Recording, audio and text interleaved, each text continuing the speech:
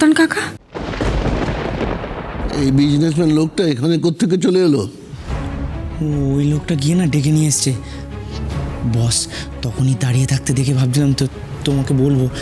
এইসব ঝামেলা না মাথা থেকে পুরো বেরিয়ে গেছে। আমার মনে হয় আমাদেরকে ভয় দেখানোর জন্য ইরা ম্যাডাম এদেরকে আগে থেকে ডেকে রেখেছে।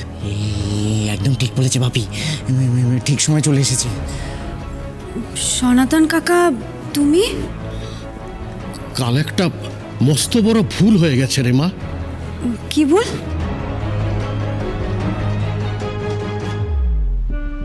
ওই কাল যে আমার ওখানে গয়নাগুলো দিয়ে এসছিলি না, আমি তারপর কি হলো, আমি না আবার করে ওগুলোকে ওজন করে পরখ করে দেখলাম যে তোকে যে দাম আমি দিয়েছিলাম সেটা যথেষ্ট নয়।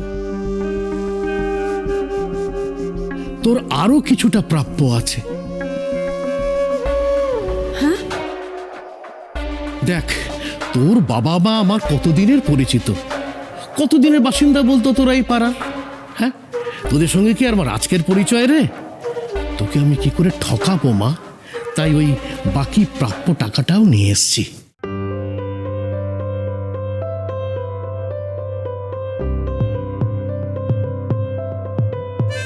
কাকা আমি এখনো কিছু বুঝতে পারছি না। তুই টাকাটা রাখ, অত বোঝার দরকার নেই।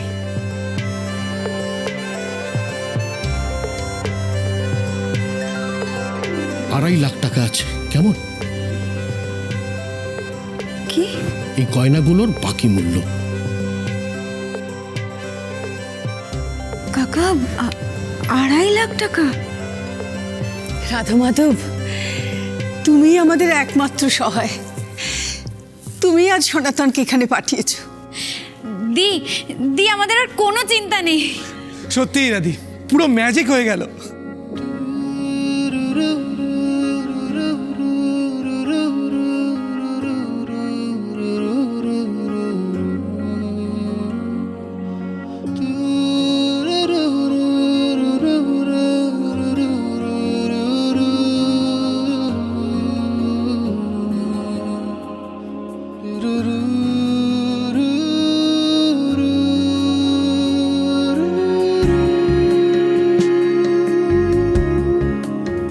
ইরামা, এবার আমি আসছি, কেমন?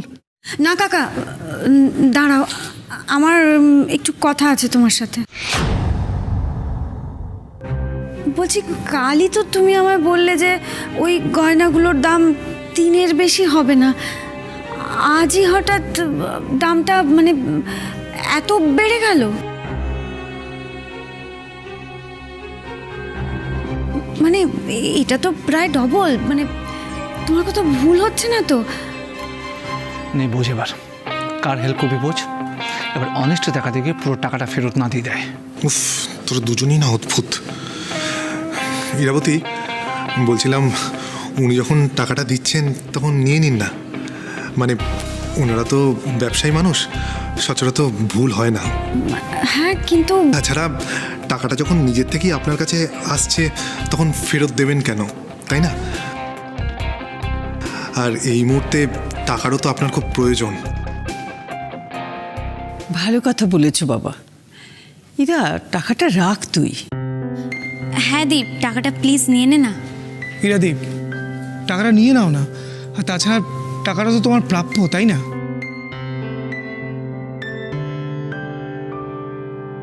কাকা, আমি যে তোমায় কি বলে ধন্যবাদ দেব। তুমি জানো না তুমি আমার কত বড় উপকার করলে। সবই তার কৃপা মা।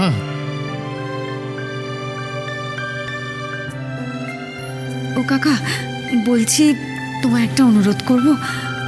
তুমি না ওই গয়নাগুলো ভেঙে ফেলো না। মানে আমি আস্তে আস্তে টাকা জমিয়ে যদি এক এক করে ওই গয়নাগুলো তোমার কাছ থেকে আবার কিনে নিতে পারি, তাই বলছি। সেটা তো আর আমার হাতের। মা, আমি আজকে আসছি। হ্যাঁ হ্যাঁ, পরে কথা হবে। হ্যাঁ। বস, বরাবর টাকাটা নিয়ে নাও। হ্যাঁ ম্যাডাম, তাহলে ঋতু, একটু টাকাটা দিয়ে দিবি? বাবলুদা, তোমার তো আর কিছু বাকি রইলো না। এই টাকাটা ধরো, এখান থেকে বেরিয়ে যাও। Thank you very much. একটা কথা শুনবেন, আপনি এত বড় বিজনেসম্যান, আপনার না আন বান শানের সাথে এই বাড়িটা একদম যাবে না। পিছনটা দেখে আসুন, মোস্ট ডেঞ্জারাস, একদম মানে টুটা ফুটা ভাঙা ভূত বাড়ি। আপনি নিয়ে কি করবেন? তার চেয়ে ভালো আমার কাছে একটা মাস্টার স্কিম আছে, আপনি যদি ইন্টারেস্টেড হন। Hello, police station. নমস্কার।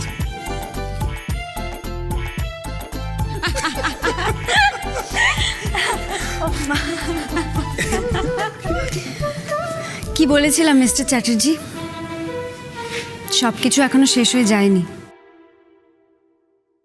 আমার ঈশ্বর আমার সাথে আছেন, আর সেই জন্যই আপনার ফার্নিচার না নিয়েও আমরা কিন্তু ঠিক এই পরিস্থিতি থেকে বেরিয়ে গেলাম। হয়ে গেল রে, এসব শুনে আবার আকাশ ক্ষেপে না যায়, তাহলে আবার সব উল্টে যাবে। আর জানেন, আমার মন বলছে কালও এরকম কিছু একটা ম্যাজিক হবে। কালও আমার ঈশ্বর আমাকে এই বাড়ি থেকে কিছুতেই বের হতে। মিত্র, হোল্ড অন। একবার ম্যাজিক হয়েছে বলে বারবার ম্যাজিক হবে, এটা আশা করা কিন্তু বোকামো।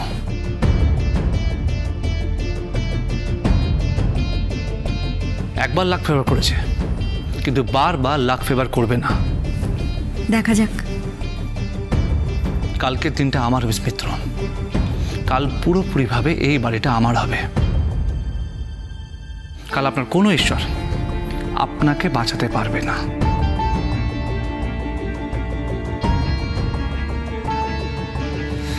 বাই দ্য ওয়ে, এই ফার্নিচারগুলো যখন আমার, তখন আপনার এই বাড়ি থেকে বিশেষ কিছু নিয়ে যাবার নেই, মেবি কিছু জামা কাপড় ছাড়া।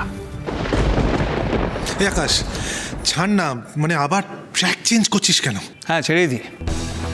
কাল ওনাকে এমনিতেই বাড়ি ছেড়ে চলে যেতে হবে, তাই ওনাকে কষ্ট না দেওয়াই ভালো। আপনার কনফিডেন্সটা বেশ ভালো mister Chatterjee. I know miss Mitra, I know. সামলে রাখবেন, মাঝে মাঝে ওভার হয়ে যায় কি না। কাল আপনি হারছেন, আমি জিতছি, ফর শিওর। কাল আপনি ফুল ফ্যামিলি নিয়ে রাস্তায় বেরোচ্ছেন, আর আকাশ চ্যাটার্জি এই বাড়িতে এন্ট্রি নিচ্ছে, ফর শিওর।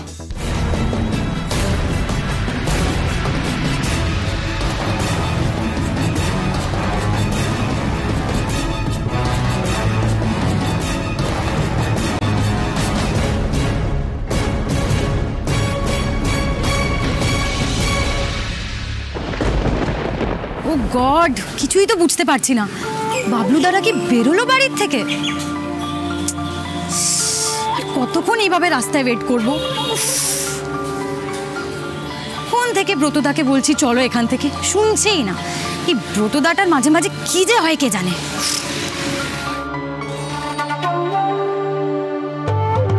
ছিল আমার, কতক্ষণ আমরা সময় নষ্ট করব? ওটাই তো বলছি, চলো এখান থেকে চলো। এক সেকেন্ড, এখান থেকে যাব মানে বাড়ির ভেতর যাব আমরা? বুঝতে পারছি না কি হচ্ছে। ম্যাটাডোর এলো, ফার্নিচার না নিয়ে চলে গেল। চলো যাই, ভেতরে যাই। আমি কিছুতেই এখন ওই ঝামেলার মধ্যে যাব না।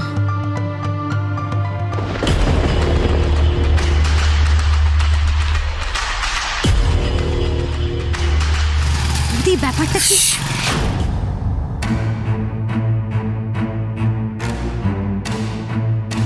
সব গন্ডগোল হয়ে গেল রে, সব গন্ডগোল হয়ে গেল। বস, এই বাড়িটা না তোমার কপালে নেই। এই চুপ কর। না না না না, ও একদিক থেকে ঠিকই বলেছে। এত কিছু করলাম, তাও হাতছাড়া হয়ে গেল। কি করবো বলো? তোমার গুরুদেব কিচ্ছু করতে পারে না। আরে তোরা চুপ করবি? হ্যাঁ? শিক্ষা দিচ্ছে আমার। বললে বোঝে না। যাক বাবা, আপদ বিদেয় হয়েছে। তার মানে কি সব মিটে গেছে বৌদি? হ্যাঁ গো হ্যাঁ, সব মিটে গেছে। তোমাদের আর এখানে দাঁড়িয়ে থেকে মুখ লুকোতে হবে না। মুখ লুকোচ্ছি মানে? আমি কোনো মুখ টুক লুকোচ্ছি না।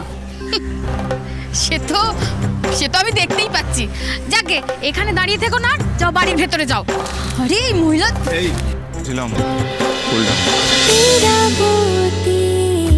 চুপ কথা